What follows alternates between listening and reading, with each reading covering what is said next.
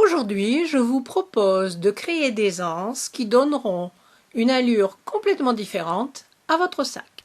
Les fournitures et les dimensions qui se trouvent dans la boîte de description en dessous de ce tutoriel sont spécialement pour ce sac. En dessous de la vidéo, vous trouverez évidemment le lien pour réaliser ce style de sac. Maintenant, je vais simplement vous montrer la technique pour faire ce type d'anse. Ensuite, à vous d'adapter les mesures, les dimensions, les matières pour réaliser le sac que vous avez l'intention de faire. Commençons par les pattes qui vont tenir les demi-lunes. Une des extrémités de la patte, ici à droite, sera prise dans la couture, donc nous n'allons pas nous en occuper. Par contre, du côté de la demi-lune, il nous faut faire une extrémité finie et propre. Il vous faut 4 morceaux de tissu de 10 cm de large sur 11 cm de haut. Utilisez le même pliage que pour faire une bandoulière. Pliez en deux, marquez le milieu, rabattez les bords vers l'intérieur et repliez encore en deux.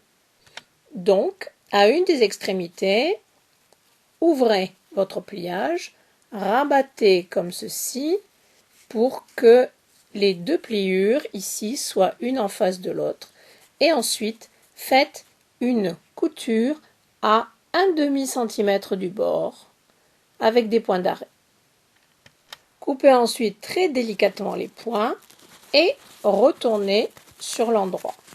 Faites bien ressortir ici le coin et ça vous donne ceci. Ensuite, faites une surpiqûre à 3 mm du bord, longueur de point 3.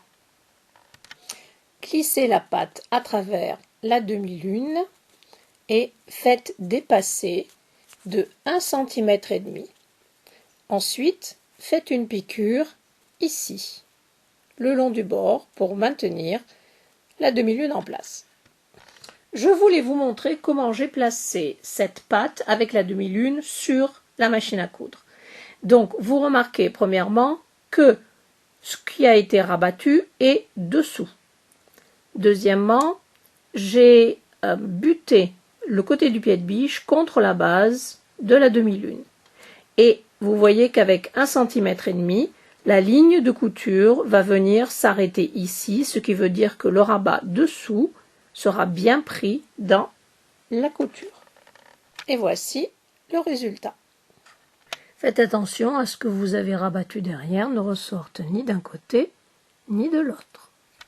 Alignez les pattes et comparez-les. Il faut les ramener à la même longueur. Donc celle-ci, il va falloir que je la coupe un petit peu. Pour fabriquer la bandoulière, procédez exactement de la même manière que pour les pattes avec les demi-lunes. Vous ferez le même pliage, cependant, avec la bandoulière, chaque extrémité sera finie. Maintenez le simili-cuir avec des pinces pour que l'anse puisse garder sa forme lorsque vous allez la coudre. Selon sa fabrication, le simili-cuir est parfois difficile à coudre puisque le pied de biche normal va coller d'une certaine manière au simili-cuir et n'avancera pas, ce qui veut dire que vous ne pourrez pas coudre. Avec le pied que j'utilise, qui est un pied marcheur à double entraînement, vous voyez, vous avez des griffes ici qui entraînent la partie du dessus, alors que les griffes en dessous tirent évidemment la partie inférieure de l'anse.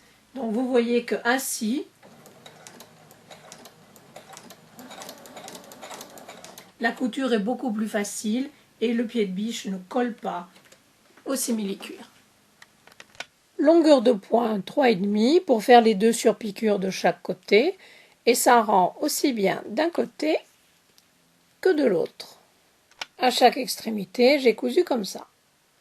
Pour fixer l'anse, deux possibilités.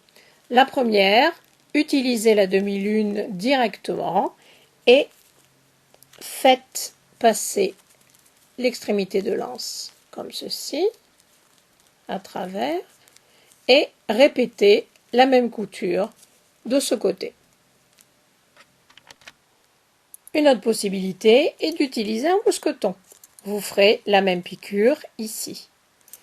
Pourquoi ne pas avoir deux paires d'anses? Une longue pour porter à l'épaule et une autre courte pour porter à la main. J'ai choisi de coudre les anses directement aux demi-lunes. Placez chaque patte à 11 cm du bord d'un côté et évidemment de l'autre. Pour coudre la patte, surpiquez longueur de pointe 3 sur la couture que vous avez déjà faite. Ensuite, repassez sur la couture pour tenir la demi-lune en place et redescendez de l'autre côté. Prenez maintenant la base, mettez endroit contre endroit, alignez bien les deux bords, mettez des épingles ou bien des pinces selon la matière que vous avez choisie et ensuite faites une couture à 1 cm tout le long. Ensuite, pour bien aplatir la matière que vous avez utilisée pour la partie basse, faites une surpiqûre à 5 mm du bord, longueur de pointe 3,5 ou 4 selon ce que vous avez utilisé. Moi, j'ai mis 4. J'attire votre attention sur le fait que, avant de surpiquer, vous devez pousser la couture vers la partie du bas et faire la surpiqûre, vous voyez ici, sur cette épaisseur. Et voilà une manière différente de poser des anses. J'espère que cette vidéo vous a plu et je vous dis à bientôt. Au revoir.